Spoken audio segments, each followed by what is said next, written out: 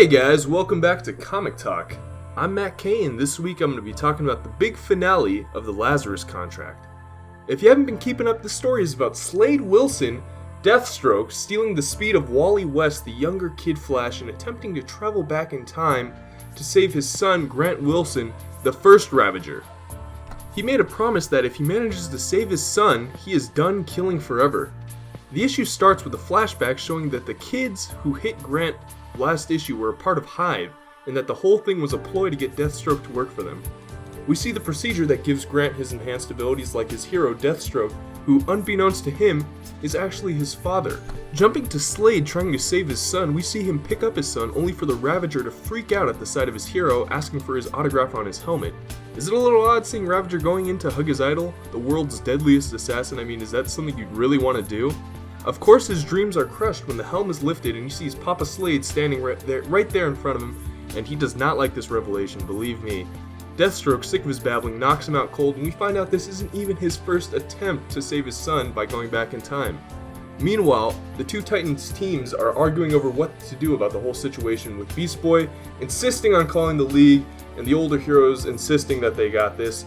They fly off, leaving behind Kid Flash, who Robin blames for this whole mess, and accidentally forgetting Jackson Hyde, essentially the new Aqualad. The two Titans teams meet up with Jericho, and together with the help of Raven and Starfire, create a temporal field to go back in time as a group, which is pretty damn OP. They all meet their past selves, and Damian comes up with this crazy, fantastic idea of killing Kid Flash for a second to cut Deathstroke off from his speed. This, crazily enough, does the trick, as Deathstroke is cut off from the Speed Force and forced to watch his son die once again, even as his son calls out for him one more time. Wally West then comes upon the Titans trying to revive the recently deceased Kid Flash, thanks to Wintergreen, Deathstroke's closest confidant, giving him a ride. The past Kid Flash's revival is able to jumpstart the current Wally West power, and sends the younger Titans back to their original time. This is just in time for Deathstroke to reappear angrier than ever, stating he plans to eradicate the Titans and go back once more to save his son Grant. Not having the proper amount of speed thanks to the Titans' intervention, he decides to tap directly into the Speed Force itself. The team is celebrating Deathstroke's demise, despite having ran himself to death. However, Kid Flash is disgusted with how they're cheering about a dead man and decides to save Deathstroke himself. Wally West, knowing what it's like to be trapped in the Speed Force, decides to go after him and save them, both with the Titans creating a mental anchor to pull him out just in case. Things start to go wrong when Wally, remembering his fear of Deathstroke, amplified by Raven's empathy, throws him off course, and it is up to Damian to save the day by calming Raven. He, of course, is successful. Our veteran speedster is able to save the villain and the younger hero from the pull of the Speed Force. The crossover ends with Slade deciding he cannot go on being Deathstroke after what he has experienced and decides to quit.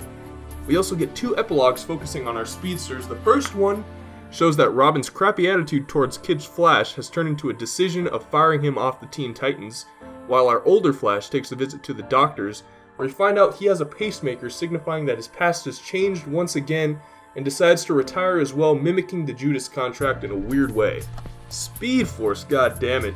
Those who say Superman is overpowered are crazy. Look at the Flashes, or anyone connected to the Speed Force. Being able to travel back in time on a whim, that's almost godlike. Excuse my roommate there in the background. I thought this was a fitting ending despite the strange physics of time travel on display this issue. This is a story about a father who failed his son, and at the end he still feels like he failed him, leaving our favorite assassin in a very bad spot. Kid Flash getting kicked off the Teen Titans really showed some of our strong character development for him, while Robin, Jesus Christ, what a little prick. The entire crossover, I feel like he only escalated the conflict while Kid Flash was generally trying to do the right thing. And that scene where he decides to go save Deathstroke really showed just the kind of hero he was. As for the older Wally West, him having a bad heart and the idea that the speed is killing him is very similar to the 80s Teen Titans, where Wally's speed is killing him as well, forcing him to retire as Kid Flash. Overall, I really enjoyed this crossover. I thought the time travel bits were a little too much, but other than that, the core story was a fantastic idea. I'd love to hear what you guys think, whether you liked it, hated it, any questions, comments, concerns, theories, just let me know. Once again, I'm Matt Kay, thanks for watching, and I'll see you guys next time.